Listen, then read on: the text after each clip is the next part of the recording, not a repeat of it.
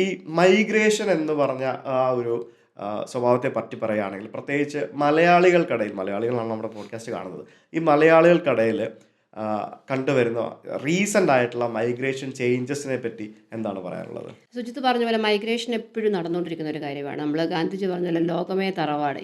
പല സ്ഥലങ്ങളിലേക്കും പോയി മൈഗ്രേറ്റ് ചെയ്ത്, അല്ലെ അവിടെ താമസിച്ച് അവിടെ കുറച്ചു കാലം നിന്ന് മറ്റുള്ള സ്ഥലങ്ങളിലേക്ക് പോയി. ഇത് നമ്മൾ സാധാരണ കണ്ടുവരുന്ന ഒരു ട്രെൻഡാണ്.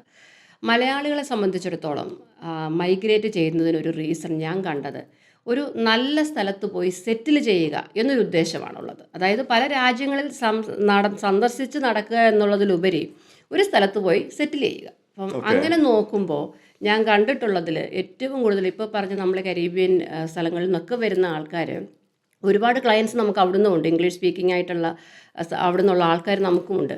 ഇവരൊക്കെ ഓസ്ട്രേലിയ എന്ന് പറഞ്ഞൊരു കൺട്രി പ്രിഫർ ചെയ്യുന്നുണ്ട്. അപ്പം അതിന് പല പല പല റീസൺസ് ഉണ്ട്. ഇപ്പം ഓസ്ട്രേലിയ എന്ന് പറയുന്നത് നമുക്ക് എല്ലാവർക്കും അറിയാവുന്ന പോലെ തന്നെ മേഡപ്പ് ഓഫ് മൈഗ്രൻസ് ആണല്ലേ. പല രാജ്യങ്ങളിൽ നിന്നും പല ഘട്ടങ്ങളിൽ ഓസ്ട്രേലിയയിൽ വന്നതാണ്. ആദ്യം നമുക്ക് നോക്കുവാണെങ്കിൽ ഇംഗ്ലണ്ട് നിന്നാണ് ഓസ്ട്രേലിയയിലേക്ക് ആൾക്കാർ വന്നിട്ടുള്ളത്. നമുക്കറിയാവുന്ന ഒരു കാര്യമാണ്. That is correct. ഇവിടുത്തെ ആദിമവർഗ്ഗക്കാരെന്ന് പറഞ്ഞാൽ അബോറിജിനൽസ് ആണ്. അപ്പം അവിടുന്ന് പല രാജ്യങ്ങളിൽ നിന്ന് പല ഘട്ടങ്ങളിൽ വന്നിട്ടുള്ള ആൾക്കാരാണ് ഈ ഓസ്ട്രേലിയൻസ് എന്ന് പറയുന്നത്. ഓസ്ട്രേലിയ ചൂസ് ചെയ്യാനായിട്ടുള്ള ഒരുപാട് റീസൺസ് ഉണ്ട്. എസ്പെഷ്യലി നമ്മുടെ മലയാളികൾ ഏറ്റവും പ്രിഫർ ചെയ്യുന്നത് നല്ലൊരു രാജ്യത്ത് പോയിട്ട് സെറ്റിൽ ചെയ്യുക എന്നുള്ളതാണ്. അവിടെ സെറ്റിൽ ചെയ്യുമ്പോൾ നമുക്ക് ഏറ്റവും കൂടുതൽ ഇമ്പോർട്ടൻ്റ് എന്താണ്? നമ്മുടെ ഫാമിലി വളരെ ഇമ്പോർട്ടൻ്റ് ആണ്, അല്ലേ? ഞാൻ തന്നെ പോയി ഒരിടത്ത് പോയി നിൽക്കുക എന്നുള്ളതല്ല എൻ്റെ ഉദ്ദേശം. എനിക്കും എൻ്റെ പാർട്ട്ണറിനും എൻ്റെ കുട്ടികൾ എന്ന് പറയുമ്പോൾ എഡ്യൂക്കേഷൻ എന്ന് പറയുന്നത് മലയാളികളുടെ ഒരു പാരമൗണ്ട് തിങ് ആണ്, അല്ലേ? കുട്ടികളുടെ എഡ്യൂക്കേഷൻ, എൻ്റെ കുട്ടി എന്താണേലും അത് പഠിച്ചിരിക്കണം, ഇത് പഠിച്ചിരിക്കണം, അറിയാമല്ലോ. അപ്പോൾ ഇങ്ങനെയുള്ള ഒരു സ്ഥലം, ഓസ്ട്രേലിയ എന്ന് പറഞ്ഞ സ്ഥലത്ത് താമസിക്കുമ്പോൾ നല്ലൊരു വർക്ക് ലൈഫ് ബാലൻസ്. പിന്നെ നമുക്കറിയാം മറ്റുള്ള പല പല വെസ്റ്റേൺ കൺട്രീസും ഉണ്ട്. ഒരു പൊളിറ്റിക്കൽ അൺട്രസ്റ്റോ ഒരു ക്ലൈമറ്റിക് പ്രോബ്ലമോ ഓസ്ട്രേലിയയിലില്ല. അപ്പോൾ ഓസ്ട്രേലിയ ഒരു വലിയൊരു രാജ്യമാണ്. ഇതിൽ നമുക്ക് സുജിത്തിന് തന്നെ അറിയാം, ഇവിടെ വന്നപ്പോൾ നമുക്ക് കുറച്ച് തണുപ്പുള്ള സ്ഥലങ്ങളുണ്ട്.